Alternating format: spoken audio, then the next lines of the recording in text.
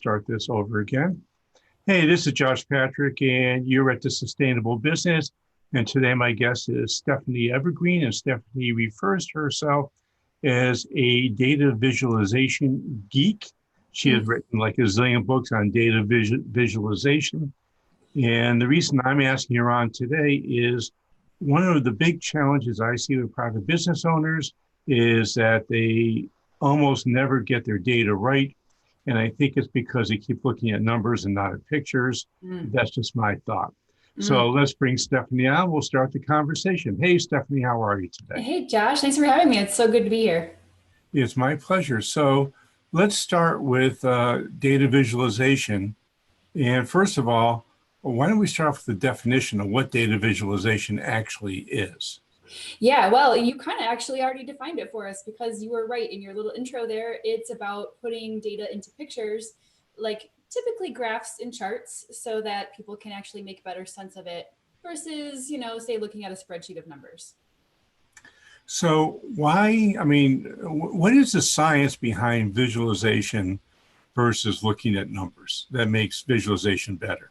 Yeah, I think a lot of different visualization folks might cite different kinds of research, but I always go back to with the research that we have around how our brains operate.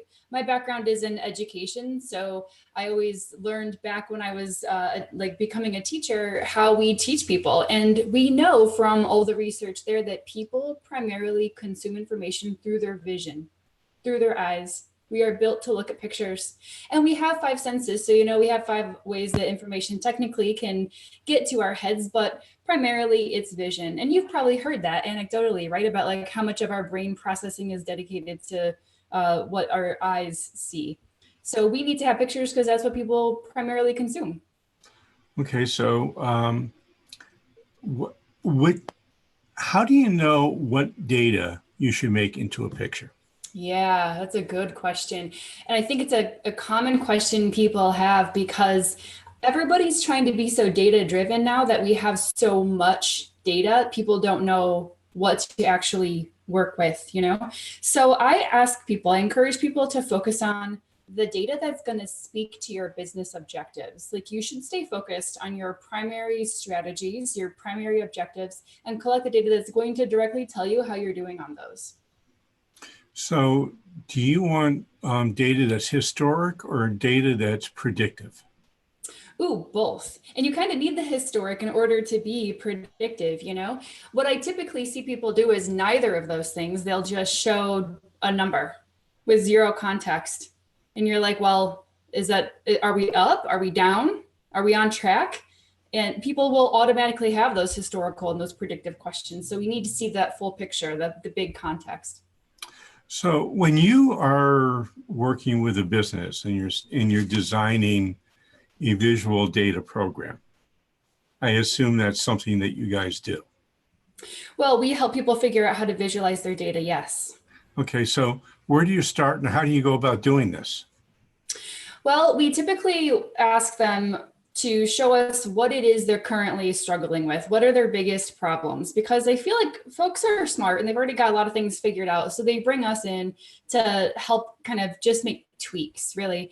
And the tweaks are simple, but end up having really big impacts because we get ourselves focused on answering those key business objective questions. So whatever metrics folks are using to monitor their performance and to see if they're making progress and having success, that's where we begin. And we typically start by asking them to tell us what is the point of the graph that you are struggling with here? What is it that you're really trying to say? Once we know what people's insights are about that data, then we can figure out exactly how to make it look. But I think people don't start by framing what we're looking at here with their insight. It'll just be some kind of generic framing, like what would be a good one that we see all the time, like revenue. And we need more help than that. We need to see a title that's something clear, like revenue has gone down.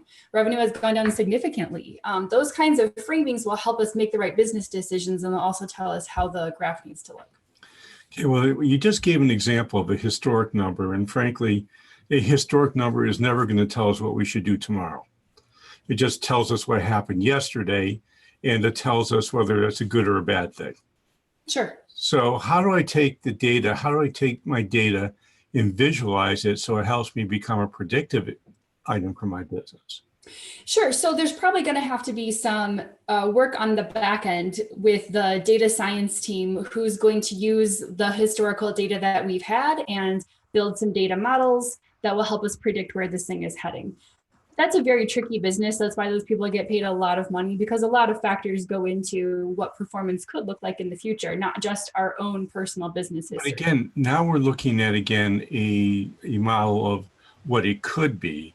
And I'm more concerned, and I want people listening to this podcast to be more concerned about what is going to happen. When I say predictive, I don't mean it might happen. I mean, this is what's going to happen over the next 90 days.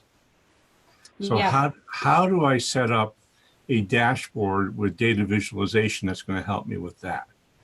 Well, typically what we would see in a dashboard that's showing future stuff would be some history, here's where it's been, and then some range of possibility for what's going to happen in the future.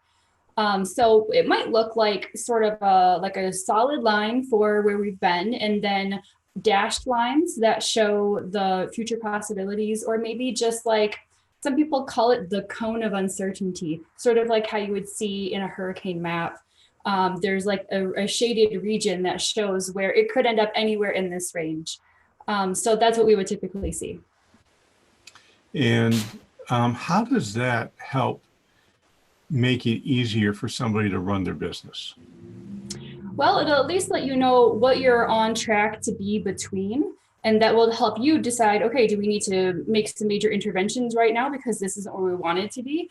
I would also expect, I would hope that that graph that shows with the future would also include your targets, your goals, your aims, so that you can make determinations like, okay, well, the target is not even in the predicted range of uncertainty. So we're going to have to make some movements, or it is, and we're going to be fine. So just maintain the status quo.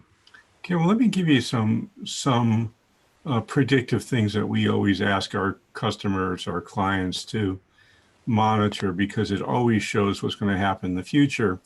One of those is face-to-face sales calls by their sales team. Okay. So how would you visualize that and have that be meaningful to a business owner? Well, tell me a little bit more about what that data looks like. What kind of numbers are we talking about? It's just this between 0 and how many calls they can make in a week. Gotcha. So I would hope to show something like what the average number of calls looks like, what the the highest return on investment means we're going to end up at this number of calls, and you are actually at this number of calls. So I would want to see 3 pieces of data on there. Now, whether you show those things historically or whether you show them, just this past week or where we were this week last month, is up to the business decisions that you would be making about what comparisons are going to be most meaningful for you.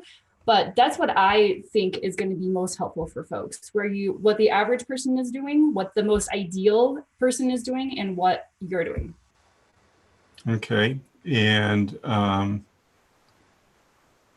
I guess I'm drawing a little blank here. If I know I need to have my salespeople making 1 call per day on a customer, and that's going to make my business healthy if they're calling on the right customer, because they could be calling 1 person a day, but not somebody we need to do business. Not the right person. Yeah. Not the right person.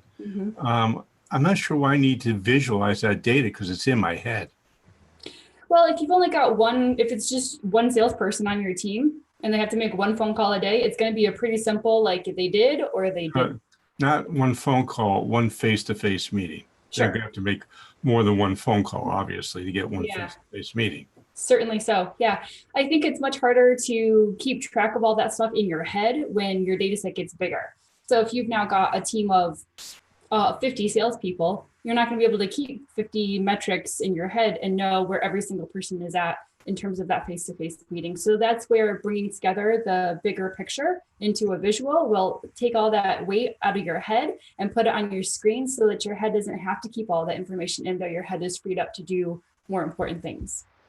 So it sounds to me like data visualization might be something that is really more of a larger company activity than a company with, say, 10 employees?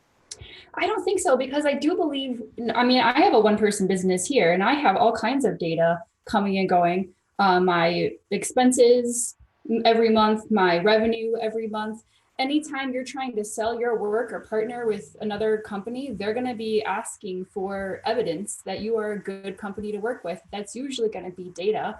And we're going to have to sell ourselves in a way that makes us look good. So that data needs to also look good, because people judge the way that they judge our own integrity, they judge our professionalism, whether we would be good partners with them based off of how that stuff looks, especially because we're primarily drawn to look at pictures. So if we're just using some default tables, which they're not going to be able to even get through, or some default pie charts from Excel, it's going to reflect poorly on us. So I think every business who's got any kind of numbers, whenever we need to be communicating that with others, or even using it for our own internal decision making, it should be graphed. So, I mean, when I think about data visualization, I would think about an Excel graph. Mm-hmm. What kind of data, I mean, how do you visualize? How do you recommend people set up their data so it can be visualized? You know, I do work primarily in Excel to do my data visualization, because I think we should use the tools that we already have and just be masters of them. It's really just about knowing how to tweak the default stuff Microsoft gives you so that the ultimate visualization you produce is awesome and high impact. And that isn't always easy inside Excel, because it doesn't have incredibly user-friendly language on stuff. So you don't really know what the buttons are going to do or what these menu options mean. But that's what we've been building at Evergreen Data, is the interpretation of how to use Excel to make awesome charts. So I'm running a business, and I'm a construction company, for example. And my skill is banging nails. It's not working with a computer. Mm-hmm. And the last thing in the world I want to do is actually spend a lot of time learning how to make Excel work properly. Yeah. What does somebody like that do? Well, you probably would buy my book, because the book tells you exactly what buttons you have to push. And every one of the graphs that's in there has a little rating next to it that tells you how hard it's going to be to make this graph. So if you're like, I do not have a lot of time, I don't want to have to put a lot of time into this, and this chart needs to be done for my vendor tomorrow, then you can pick one that is going to be like a level 1 or a level 2, something super easy. Maybe a graph that's already kind of there in Excel, but just needs a few small tweaks to clean it up so that the point is really sharp. It can be as simple as that. And going back to something that we mentioned earlier, the very easiest thing to do is just to put your insights in the title. Even if you kept a default graph from Excel because you don't have time or you don't want to mess with it, and all you did was use the chart title space to tell people your insight, it'll take you so far. So for somebody to put together graphs that are meaningful in their business, how long is it going to take for them to do that? It depends on the complexity, for sure. So in the book, we've got, a range from 1 to 10. 1 is like, you're going to be there less than 5 minutes. A 10 is like, the first time you do this, it might take you a half an hour. But the more that you do it, the faster you are. And there are all kinds of efficiency tricks that we can build in. Like anything, there's going to be a learning curve the first time that you do it, and then you get faster and faster. Now, we just moved over to QuickBooks Online, which seems to have like a ton of graphs in it and graphical ways of looking at things. Can I just use that, or do I have to move that in Excel and then build other visualizations off that to be useful? Well, I haven't seen QuickBooks personally, but I do know that, the data visualization is becoming so popular. A lot of companies have been trying to build it into their programs, like SurveyMonkey will automatically generate you graphs. I think Salesforce's recent acquisition of Tableau, which is a data visualization company, means that we're going to start seeing more data visualization built into the back end of Salesforce as well. What I have seen with all of those is that it's a little bit of a slippery slope, because it's going to be very easy to think, oh, I got a graph that just spit right out here, I should use this. But the software will never be able to do the thinking for us. The software, well, maybe one day with AI, but the software is not going to know our context, our audience, the insights that we see when we look at this data. So it inherently will never be able to visualize it in the best way straight out of the gate. We're always going to have to do some tweaking to it. So some of the stuff a thought just occurred to me is that I tend to like what's called agile technologies a lot. And agile technologies brings in a whole bunch of tools where you're actually doing the planning for your day-to-day work using visualization tools such as Kanban boards. So what's something, a Kanban board, by the way, for those who are listening, says, what do you need to do? What are you working on now and what's done?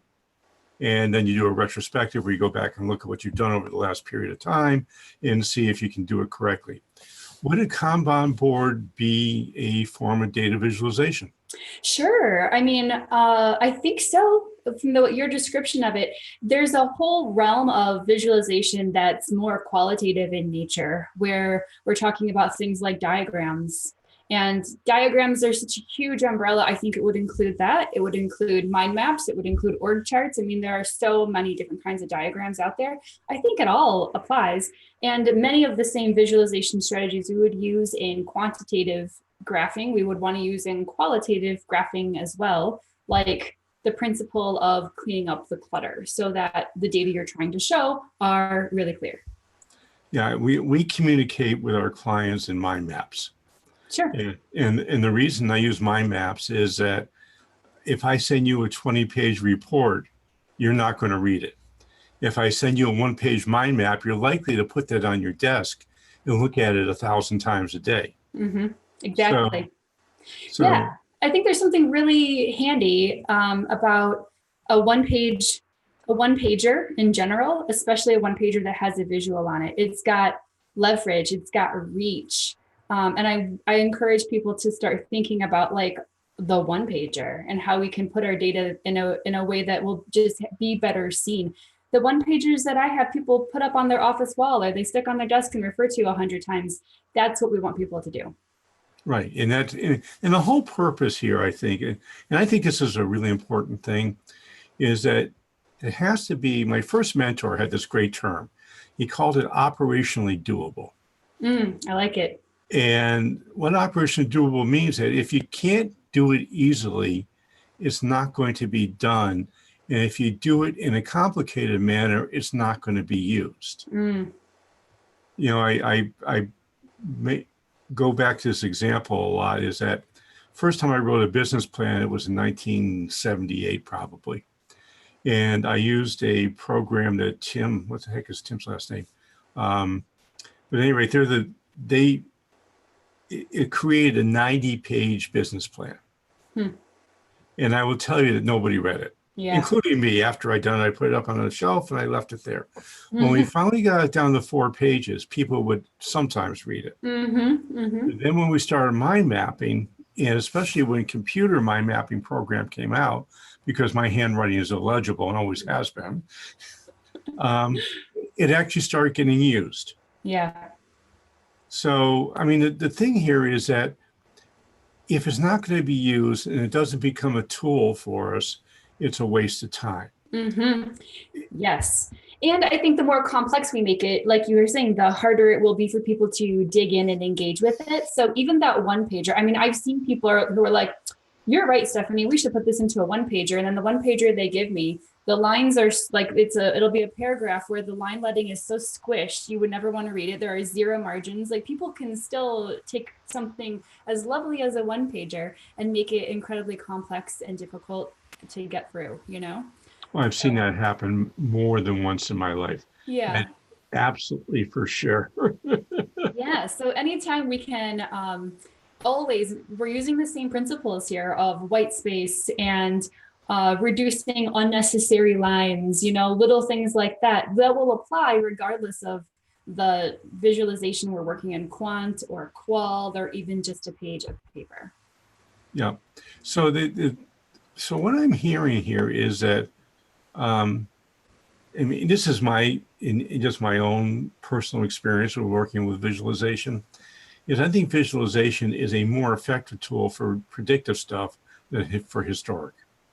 Well, Yeah, maybe so. I've seen it, I've seen it used in so many different industries and in so many different contexts. Um, I think the work we do mainly focuses on helping people report out their data versus, there's a whole nother realm of data visualization, which is exploratory, where you're looking through your data to just see what it looks like. That's sort of a different ballpark than the folks I work with who are looking to get data out there so that it will be used. And we have so many examples of where this could have been done better and it would have saved lives and wasn't. So whether it's future or whether it's historical, I think we're looking at using the same kind of techniques and tricks, and we're focused on the same goal, which is actually getting the data in front of people so that we can use it. So give me a couple of examples of where data visualization could have made understanding so much better.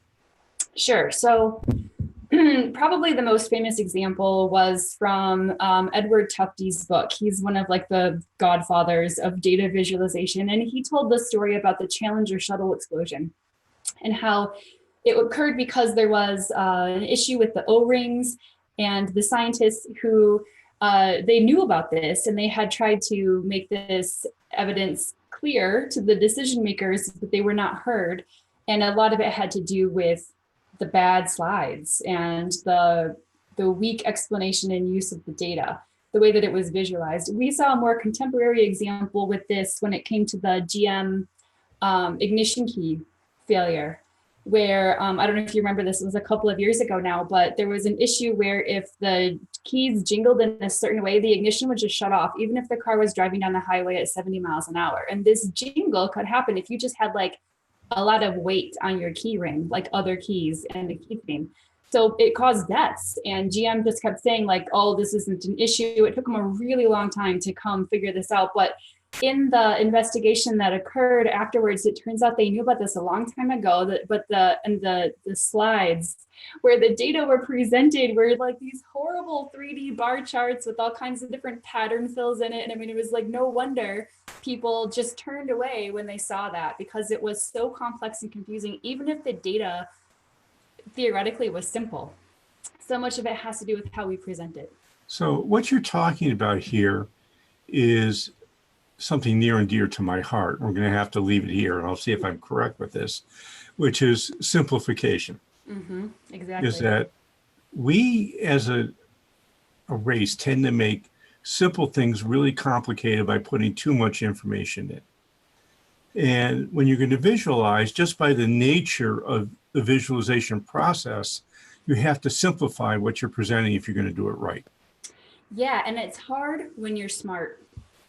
Because the more you know about a topic, the harder it is to talk about it in a way that your CEO could understand versus your other technical experts.